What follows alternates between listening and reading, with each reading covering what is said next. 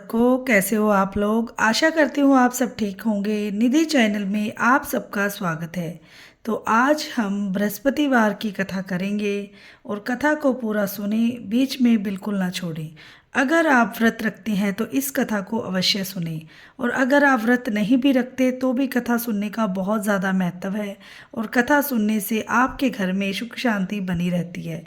और बृहस्पतिवार के दिन जो भी स्त्री पुरुष व्रत करे उसको चाहिए कि वह दिन में एक ही समय भोजन करे, क्योंकि बृहस्पति देव भगवान का इस दिन पूजन होता है।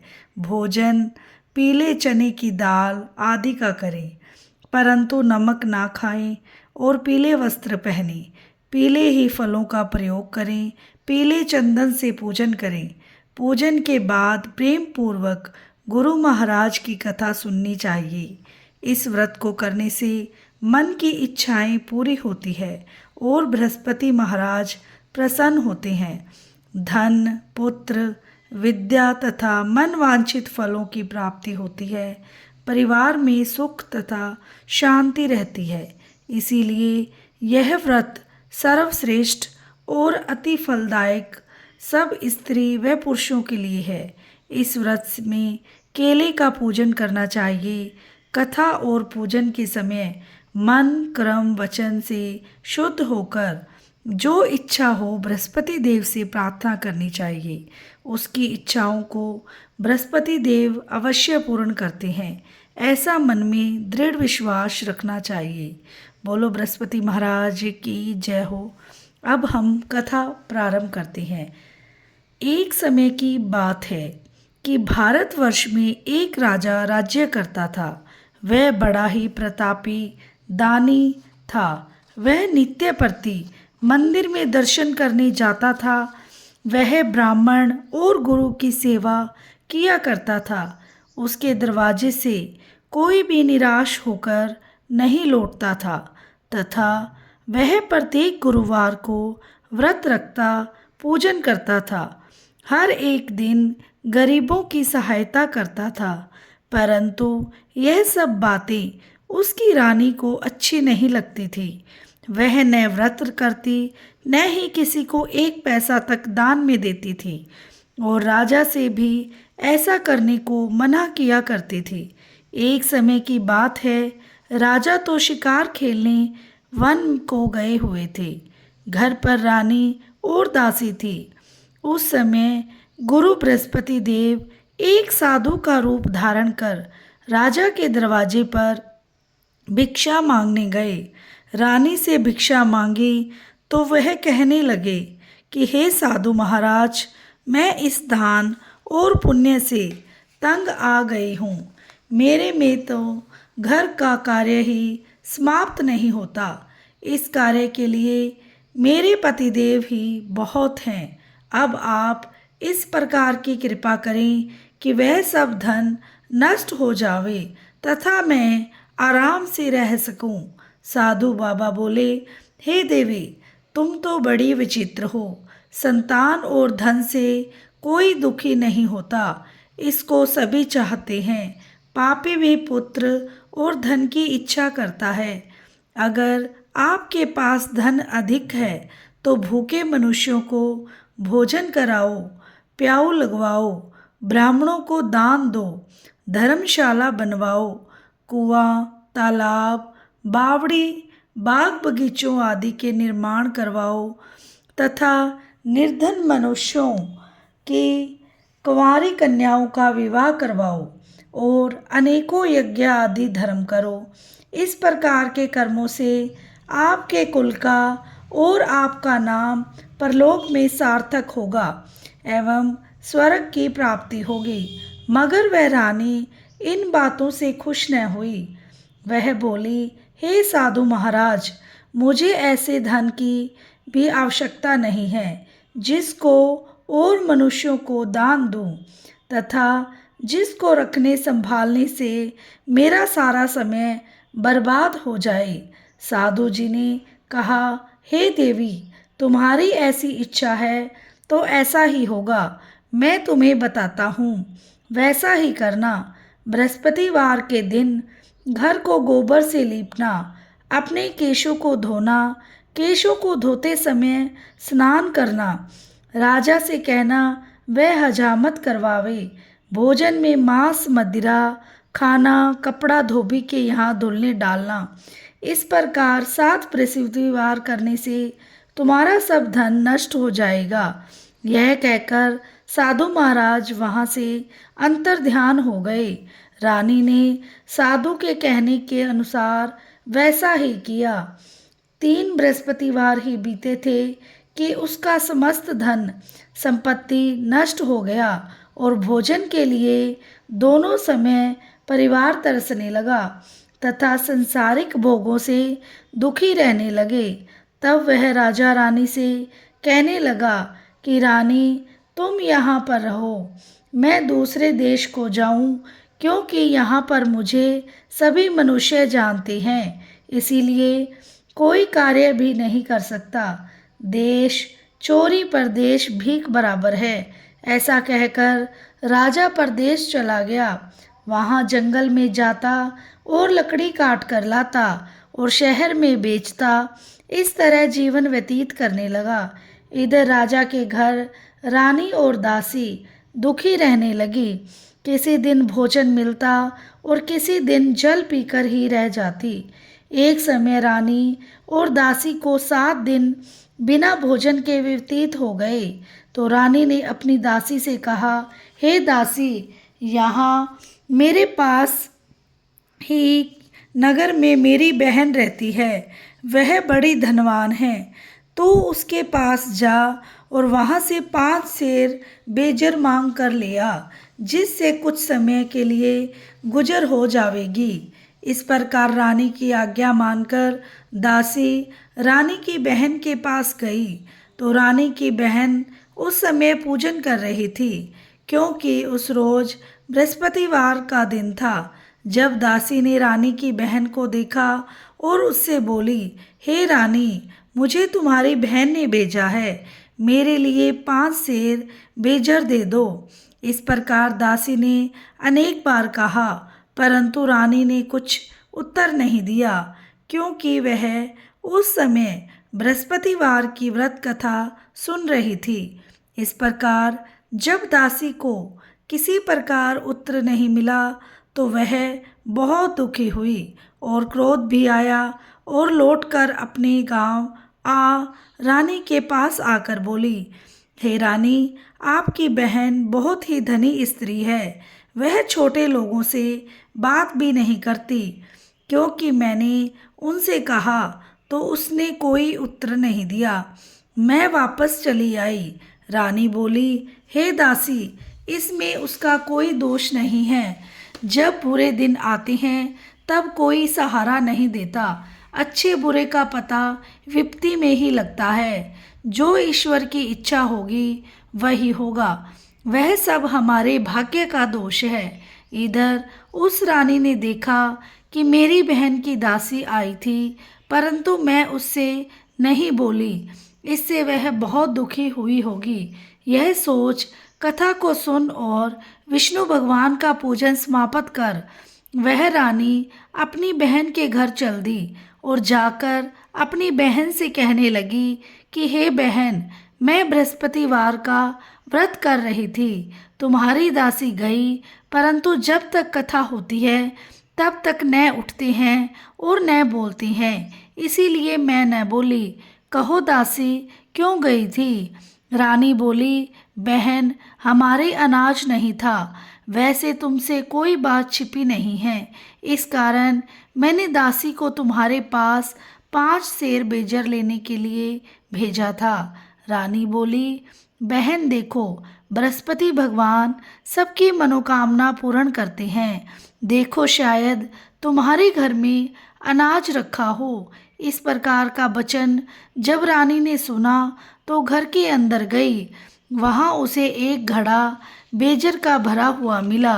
तब रानी ने और बांदी को बहुत दुखी हुई तो दासी कहने लगी, हे रानी, देखो, वैसे हमको जब नहीं मिलता तो हम रोज ही व्रत करते हैं। अगर इनसे व्रत की विधि और कथा पूछ ली जावे तो उसे हम भी किया करेंगे।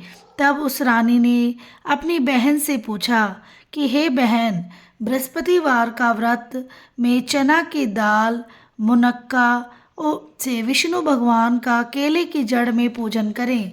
और दासी विचार करने लगी कि न जाने राजा किस देश में होंगे, उनकी कोई खोज खबर नहीं है। गुरु भगवान से उन्होंने प्रार्थना की और भगवान ने रात्रि में राजा को स्वप्न में कहा, हे राजा, उठ, तेरी रानी तुझको याद करती है, अपने देश को चला जा। राजा प्रातःकाल उठा और विचार करने लगा, स्त्री जाति खाने और पहनने की ही साथी होती है, पर भगवान की आज्ञा मानकर वह अपने नगर के लिए चलने को तैयार हुआ। इससे पूर्व जब राजा परदेश चला गया था तो परदेश में दुखी रहने लगा। प्रतिदिन जंगल से लकड़ी बीन कर लाता और उन्हें शहर में बेचकर अपने दुखी जीवन को बड़ी कठिनता से व्यतीत करता था। एक दिन राजा दुखी हो अपनी पुरानी बातों को याद करके रोने लगा। तब उस जंगल में बृहस्पति देव एक साधु का रूप धारण कर आए और राजा के पास आकर बोले, हे लकड़हारे, तुम इस सुनसान जंगल में किस चिंता में बैठे हो, मुझको बतलाओ। यह सुन राजा ने नेत्रों में जल भर आया और साधु को वंदना कर बोला, हे प्रभु, आप सब कुछ जानने वाले हो। इतना कहकर साधु को अपनी संपूर्ण कहानी सुना दी। महात्मा दयालु होते हैं। वे राजा से बोले, हे राजा, तुम्हारी स्त्री ने बृहस्पति देव का अपराध किया था, जिस कारण तुम्हारी यह दशा हुई है। अब तुम किसी प्रकार की चिंता मत करो, भगवान तुम्हें पहले से अधिक धन देगा। देखो, तुम्हारी स्त्री ने बृहस्पतिवार का व्रत प्रारंभ कर दिया है और तुम मेरा कहा मानकर बृहस्पतिवार को व्रत करके चने की दाल, गुड़, जल को लोटे में डालकर केले का पूजन करो। फिर कथा कहो और सुनो, भगवान तुम्हारी सब कामनाओं को पूर्ण करेंगे। साधु को प्रसन्न देखकर राजा बोला, हे प्रभु, मुझे लकड़ी बेचकर इतना पैसा नहीं मिलता जिससे भोजन करने के उपरांत कुछ बचा सकूं। मैंने रात्रि में अपनी रानी को व्याकुल देखा है। मेरे पास कुछ भी नहीं जिससे उसकी खबर मांग सकूं, और फिर मैं कौन सी कहानी कहूं, यह मुझको कुछ भी मालूम नहीं है।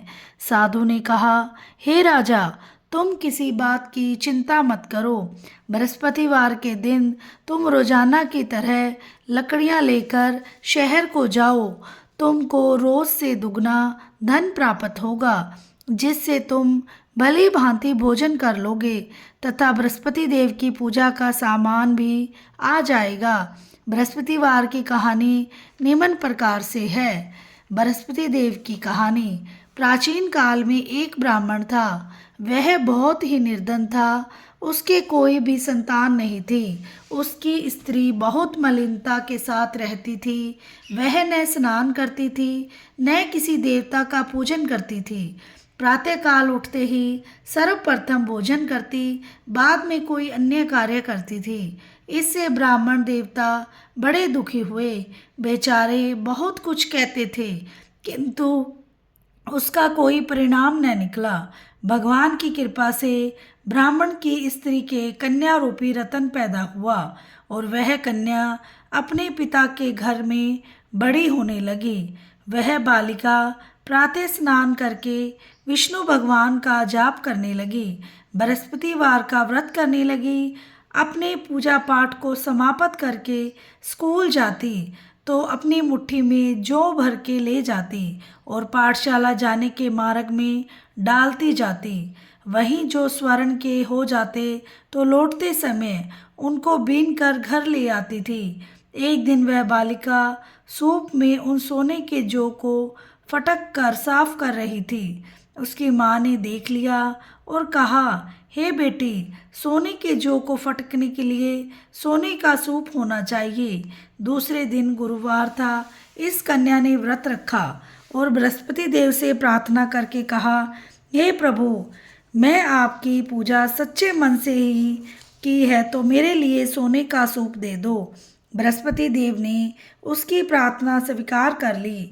रोजाना की तरह वह कन्या जौ फैलाती हुई जाने लगी। जब लौटकर जौ बीन रही थी तो बृहस्पति देव की कृपा से सोने का सूप मिला। उसे वह घर ले आई और उससे जौ साफ करने लगी, परंतु माँ की वही ढंग रहा। एक दिन की बात है कि वह कन्या सोने के सूप में जौ साफ कर रही थी। उस समय उस शहर का राजपुत्र वहां से होकर निकला। इस कन्या के रूप और कार्य को देखकर मोहित हो गया तथा अपने घर आकर भोजन तथा जल त्याग कर उदास होकर लेट गया। राजा को जब इस बात का पता लगा तो अपने प्रधानमंत्रियों के साथ अपने पुत्र के पास गए और बोले, हे बेटा, तुम्हें किस बात का कष्ट है? किसी ने अपमान किया है अथवा कोई और कारण है? सो कहो, मैं वही कार्य करूँगा जिससे तुम्हें प्रसन्नता हो। अपने पिता की राजकुमार ने बातें सुनी तो वह बोला, मुझे आपकी कृपा से किसी बात का दुख नहीं है। किसी ने मेरा अपमान नहीं किया है, परंतु मैं उस लड़की के साथ विवाह करना चाहता हूँ जो सोने के सूप में जौ साफ कर रही थी। यह सुनकर राजा आश्चर्य में पड़ा और बोला, हे बेटा, इस तरह की कन्या का पता तुम ही लगाओ, मैं उसके साथ तुम्हारा विवाह अवश्य ही करवा दूंगा। राजकुमार ने उस लड़की के घर का पता बतलाया।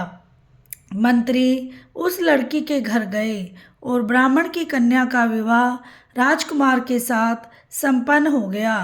कन्या के घर में जाते ही पहले की भांति उस ब्राह्मण देवता के घर में गरीबी का निवास हो गया। अब भोजन के लिए भी अन्न बड़ी मुश्किल से मिलता था। एक दिन दुखी होकर ब्राह्मण देवता अपनी पुत्री के पास गए। बेटी ने पिता की दुखी अवस्था को देखा और अपनी माँ का समाचार बताया। तब ब्राह्मण ने भी सभी हाल कहा। कन्या ने बहुत सा धन देकर अपने पिता को विदा कर दिया। इस तरह ब्राह्मण का कुछ समय सुखपूर्वक व्यतीत हुआ। कुछ दिन बाद फिर वही हाल हो गया। ब्राह्मण फिर अपनी कन्या के यहाँ गया और सभी हाल कहा तो लड़की बोली, हे पिताजी, आप माताजी को यहाँ लिवा लाओ, मैं उसे विधि बता दूंगी जिसे गरीबी दूर हो जाए। वह ब्राह्मण देवता अपनी स्त्री को साथ लेकर पहुँचे तो पुत्री अपनी माँ को समझाने लगी, हे माँ, तुम प्रातःकाल उठकर प्रथम स्नान आदि करके विष्णु भगवान का पूजन करो तो सब दरिद्रता दूर हो जाएगी। परंतु उसकी माँ ने एक भी बात नहीं मानी और प्रातःकाल उठकर अपनी पुत्री बच्चों का जूठन खा लेती थी। एक दिन उसकी पुत्री को बहुत गुस्सा आया और एक रात कोठरी से सभी सामान निकाल दिया और अपनी माँ को उसमें बंद कर दिया। प्रातःकाल ही उसमें से निकाला तथा स्नान आदि करा के पूजा पाठ करवाया तो उसकी माँ की बुद्धि ठीक हो गई और फिर प्रत्येक बृहस्पतिवार को व्रत रखने लगी। इस व्रत के प्रभाव से उसकी माँ भी बहुत ही धनवान तथा पुत्रवती हो गई और बृहस्पति जी के प्रभाव से स्वर्ग की प्राप्ति हुई तथा वह ब्राह्मण भी सुखपूर्वक इस लोक के सुख भोग कर स्वर्ग को प्राप्त हुए। इस तरह कहानी कहकर साधु देवता वहाँ से लोप हो गए। धीरे धीरे समय व्यतीत होने पर फिर वही बृहस्पतिवार का दिन आया। राजा जंगल से लकड़ी काट कर किसी शहर में बेचने गया। उसे उस दिन और दिन से ज़्यादा धन मिला। राजा ने चना गुड़ आदि लाकर बृहस्पतिवार का व्रत किया और उस दिन से उसके सभी कलेश दूर हो गए। परंतु जब दोबारा गुरुवार का दिन आया तो बृहस्पतिवार का व्रत करना भूल गया। इस कारण बृहस्पति भगवान नाराज हो गए। उस दिन उस नगर के राजा ने विशाल यज्ञ का आयोजन किया तथा शहर में यह घोषणा करा दी कि कोई भी मनुष्य अपने घर भोजन न बनावे तथा आग भी न जलावे, समस्त लोग मेरे यहाँ भोजन करने आवे। इस आज्ञा को जो न मानेगा उसके लिए फांसी की सजा दी जाएगी। इस तरह की घोषणा संपूर्ण नगर में करवा दी गई। राजा की आज्ञा अनुसार शहर के सभी लोग भोजन करने गए, लेकिन लकड़हारा कुछ देर से पहुंचा, इसीलिए राजा उसको अपने साथ घर लिवा ले गए और ले जाकर भोजन करा रहे थे तो रानी की दृष्टि उस खूंटी पर पड़ी जिस पर उसका हार लटका हुआ था, और वह वहां पर दिखाई नहीं दिया। रानी ने निश्चय किया कि मेरा हार इस मनुष्य ने चुरा लिया है। उसी समय पुलिस बुलवाकर उसको जेल खाने में डलवा दिया। जब राजा जेल खाने में गया तो बहुत दुखी होकर विचार करने लगा कि न जाने कौन से पूर्व जन्म के कर्म से मेरे लिए दुख प्राप्त हुआ है, और उसी साधु को याद करने लगा जो कि जंगल में मिला था। उसी समय तत्काल बृहस्पति देव साधु के रूप में प्रकट हो गए और उसकी दशा को देखकर कहने लगे, अरे मूर्ख, तूने बृहस्पति देवता की कथा नहीं की, इसी कारण तुम्हें दुख प्राप्त हुआ है। अब चिंता मत कर, बृहस्पतिवार के दिन जेल खाने के दरवाजे पर 4 पैसा पड़ा मिलेगा, उनसे तू बृहस्पति देव की पूजा करना, तेरे सभी कष्ट दूर हो जाएंगे। बृहस्पतिवार के रोज उसे 4 पैसे मिले। राजा ने कथा कही। उसी रात्रि को बृहस्पति देव ने उस नगर के राजा को स्वप्न में कहा, हे राजा, तुमने जिस आदमी को जेल खाने में बंद कर दिया है वह निर्दोष है, वह राजा है, उसे छोड़ देना। रानी का हार उसी खूंटी पर लटका हुआ है। अगर तू ऐसा नहीं करेगा तो मैं तेरे राज्य को नष्ट कर दूंगा। इस तरह के रात्रि स्वप्न को देखकर राजा प्रातःकाल उठा और खूंटी पर हार टंगा देखकर लकड़हारे को बुलाकर क्षमा मांगी तथा राजा को योग्य सुंदर वस्त्र आभूषण देकर विदा किया। गुरुदेव की आज्ञा अनुसार राजा अपने नगर को चल दिया। राजा जब नगर के निकट पहुंचा तो उसे बड़ा ही आश्चर्य हुआ। नगर में पहले से अधिक बाग, तालाब और कुएं तथा बहुत सी धर्मशालाएं, मंदिर आदि बने हुए थे। राजा ने पूछा कि यह किसका बाग और धर्मशाला है। तब नगर के सब लोग कहने लगे, यह सब रानी और बांदी के हैं। तो राजा को आश्चर्य हुआ और गुस्सा भी आया। जब रानी ने यह खबर सुनी राजा आ रहे हैं तो उसने बांदी से कहा, हे दासी, देख राजा हमको कितनी बुरी हालत में छोड़ गए थे, वह हमारी ऐसी हालत देखकर लौट न जाए, इसलिए तू दरवाजे पर खड़ी हो जा। आज्ञा अनुसार दासी दरवाजे पर खड़ी हो गई और राजा आए तो उन्होंने अपने साथ लिवा लाई। तब राजा ने क्रोध करके अपनी तलवार निकाली और पूछने लगे, यह बताओ कि यह धन तुम्हें कैसे प्राप्त हुआ है। तब उन्होंने कहा, हमें यह सब धन बृहस्पति देव के इस व्रत के प्रभाव से प्राप्त हुआ है। राजा ने निश्चय किया कि 7 रोज तो सभी बृहस्पति देव का पूजन करते हैं, परंतु मैं रोजाना दिन में 3 बार कहानी कहा करूँगा तथा रोज व्रत किया करूँगा। अब हर समय राजा के दुपट्टे में चने की दाल बंधी रहती थी तथा दिन में 3 बार कहानी कहता। एक रोज राजा ने विचार किया, चलो अपनी बहन के यहाँ हो आवें। इस तरह निश्चय कर राजा घोड़े पर सवार हो अपनी बहन के यहाँ चलने लगा। मार्ग में उसने देखा कि कुछ आदमी एक मुर्दे को लिए जा रहे हैं। उन्हें रोककर राजा कहने लगा, अरे भाइयों, मेरी बृहस्पतिवार की कहानी सुन लो। वे बोले, हमारा तो आदमी मर गया, इसको अपनी कथा की पड़ी है। परंतु कुछ आदमी बोले, कहो, हम तुम्हारी कथा भी सुनेंगे। राजा ने दाल निकाली और जब कथा आदि हुई तो मुर्दा हिलने लगा, और जब कथा समाप्त हुई तो राम राम करके वह मनुष्य खड़ा हो गया। आगे मार्ग में उसे एक किसान खेत में हल चलाता मिला। राजा ने उसे देखा और उससे बोला, अरे भैया, तुम मेरी बृहस्पतिवार की कथा सुन लो। किसान बोला, जब तक मैं तेरी कथा सुनूंगा तब तक 4 हैया जोत ना लूँगा। तो जा अपनी कथा किसी और को सुनाना। इस तरह राजा आगे चलने लगा। राजा के हटते ही बैल पछाड़ खाकर गिर गए तथा उसके पेट में बहुत ज़ोर से दर्द होने लगा। उस समय उसकी माँ रोटी लेकर आई। उसने जब यह देखा, अपने पुत्र से सब हाल पूछा और बेटे ने सभी हाल कह दिया। और बुढ़िया दौड़ी दौड़ी उस घुड़सवार के पास गई और उससे बोली, मैं तेरी कथा सुनूंगी, तू अपनी कथा मेरे खेत पर चलकर कहना।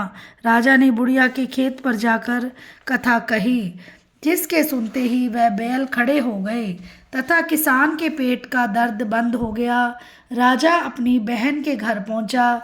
बहन ने भाई की खूब मेहमानी की। दूसरे रोज प्रातःकाल राजा जागा तो वह देखने लगा कि सब लोग भोजन कर रहे हैं। राजा ने अपनी बहन से कहा कि ऐसा कोई मनुष्य है जिसने भोजन नहीं किया हो तो मेरी बृहस्पतिवार की कथा सुन ले। बहन बोली, हे भैया, यह देश ऐसा ही है। यहाँ लोग भोजन करते हैं, बाद में अन्य काम करते हैं। अगर कोई पड़ोस में हो तो देख आऊं। वह ऐसा कहकर देखने चली गई, परंतु उसे कोई भी ऐसा व्यक्ति नहीं मिला जिसने भोजन न किया हो। अतः वह एक कुम्हार के घर गई जिसका लड़का बीमार था। उसे मालूम था कि उनसे यहाँ 3 रोज से किसी ने भोजन नहीं किया। रानी ने अपने भाई की कथा सुनने के लिए कुम्हार से कहा। वह तैयार हो गया। राजा ने जाकर बृहस्पतिवार की कथा कही, जिसको सुनकर उसका लड़का ठीक हो गया। अब तो राजा की प्रशंसा होने लगी। एक दिन राजा ने अपनी बहन से कहा कि हे बहन, हम अपने घर को जाएंगे, तुम भी तैयार हो जाओ। राजा की बहन ने अपनी सास से कही। सास बोली, हाँ चली जा, परंतु अपने लड़कों को मत ले जाना, क्योंकि तेरे भाई के कोई औलाद नहीं होती है। बहन ने अपने भैया से कहा, हे भैया, मैं तो चलूंगी, पर कोई बालक नहीं जाएगा। राजा बोला, जब कोई बालक नहीं चलेगा तब तुम ही क्या करोगी। बड़ी दुखी मन से राजा अपने नगर को लौट आया। राजा ने अपनी रानी से कहा, हम निर्वंशी राजा हैं, हमारा मुंह देखने का धर्म नहीं है और कुछ भोजन आदि नहीं किया। रानी बोली, हे प्रभु, हे बृहस्पति देव ने हमें सब कुछ दिया है, हमें औलाद अवश्य देंगे। उसी रात को ही बृहस्पति देव ने राजा को स्वप्न में कहा, हे राजा, उठ, सभी सोच को त्याग दे, तेरी रानी गर्भ से है। राजा को वह बात सुनकर बड़ी खुशी हुई। 9वें महीने उसे गर्भ से एक सुंदर पुत्र प्राप्त हुआ। तब राजा बोला, हे रानी, स्त्री बिना भोजन के रह सकती है, बिना कहे नहीं रह सकती। जब मेरी बहन आवे तुम उससे कुछ कहना मत। रानी ने सुनकर हाँ कर दिया। जब राजा की बहन ने यह सब समाचार सुना तो वह बहुत खुश हुई तथा बधाई लेकर अपने भाई के यहाँ आई। तभी रानी ने कहा, घोड़ा चढ़कर तो नहीं आई, गधा चढ़ी आई। राजा की बहन बोली, भाई, मैं इस प्रकार न कहती तो तुम्हें औलाद कैसे मिलती। बृहस्पति देव ऐसे ही हैं, जैसे जिसके मन में कामनाएं हैं सभी को पूर्ण करते हैं। जो सद्भावना पूर्वक बृहस्पति देव का व्रत करता है एवं कथा पढ़ता है अथवा सुनता है और दूसरों को सुनाता है तो बृहस्पति देव उसकी सभी मनोकामनाएं पूर्ण करते हैं। भगवान बृहस्पति देव उनकी सदैव रक्षा करते हैं। संसार में सद्भावना से भगवान जी का पूजन व्रत सच्चे हृदय से करते हैं तो उनकी सभी मनोकामनाएं पूर्ण करते हैं। जैसी सच्ची भावना से रानी और राजा ने उसकी कथा का गुणगान किया तो उनकी सभी इच्छाएं बृहस्पति देव जी ने पूर्ण की। इसीलिए सब कथा सुनने के बाद प्रसाद लेकर जाना चाहिए। हृदय में उनका मनन करते हुए जयकारा बोलना चाहिए। बोलो बृहस्पति महाराज की जय हो। और कथा के प्रसाद आरती अवश्य गानी चाहिए और हम गाएंगे बृहस्पति महाराज की आरती। जय बृहस्पति देवा स्वामी, जय बृहस्पति देवा, छिन्न छिन्न भोग लगाऊं, छिन्न छिन्न भोग लगाऊं फल मेवा। जय बृहस्पति देवा, तुम पूर्ण परमात्मा, तुम अंतर्यामी। स्वामी तुम अंतर्यामी। जगत पिता जगदीश्वर, जगत पिता जगदीश्वर, तुम सबके स्वामी। जय बृहस्पति देवा, स्वामी जय बृहस्पति देवा। चरणामृत निज निर्मल, सब पातक हरता। स्वामी सब पातक हरता, सकल मनोरथ दायक, सकल मनोरथ दायक, कृपा करो भरता। जय बृहस्पति देवा, स्वामी जय बृहस्पति देवा। तन मन धन अर्पण कर, जो जन शरण पड़े। स्वामी जो जन शरण पड़े, प्रभु प्रकट तब हो कर, प्रभु प्रकट तब हो कर, आकर द्वार खड़े। जय बृहस्पति देवा, स्वामी जय बृहस्पति देवा। दीन दयाल दयानिधि, भक्तन हितकारी। स्वामी जय भक्तन हितकारी। पाप दोष सब हरता, पाप दोष सब हरता, भव बंधन हारी। जय बृहस्पति देवा, स्वामी जय बृहस्पति देवा। सकल मनोरथ दायक, सब संशय तारी। स्वामी सब संशय तारी। विषय विकार मिटाओ, विषय विकार मिटाओ, संतन सुखकारी। जय बृहस्पति देवा, स्वामी जय बृहस्पति देवा। जो कोई आरती तेरी प्रेम सहित गावे, जो कोई आरती तेरी प्रेम सहित गावे। ज्येष्ठानंद बंद सो, ज्येष्ठानंद बंद सो, सो निश्चय पावे। जय बृहस्पति देवा, स्वामी जय बृहस्पति देवा। बोलो बृहस्पति महाराज की जय हो। बृहस्पति महाराज आप सबकी मनोकामनाएं पूर्ण करें और आप सबके घर में खुशियों का समृद्धि का संचालन हो और खुशियां आए आपके घर में। और कथा अच्छी लगे तो वीडियो को लाइक, चैनल को सब्सक्राइब करे बिना ना जाइए और बेल आइकन को ज़रूर प्रेस करिए ताकि मेरी वीडियो की नोटिफिकेशन आपके पास पहुंच जाए। मिलते हैं नेक्स्ट वीडियो में। जय बृहस्पति महाराज की जय हो।